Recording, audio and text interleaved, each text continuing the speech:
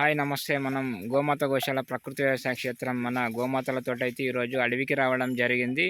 ఉదయం అయితే 8:30 నుండి సాయంత్రం 5:30, 6 గంటల వరకైతే మన గోమాతలు బయట తిని తిరిగి రావడం అయితే జరుగుతుంది.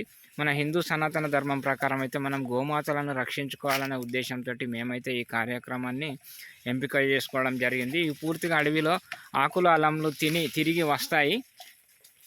వీటితో వచ్చిన గోమయాన్ని గోపంచకాన్ని అన్ని రకాల ఔషధాలకైతే ఉపయోగపడతాయని చెప్పేసి మన సనాతన ధర్మం అయితే చాలా బాగా చెప్తుంది.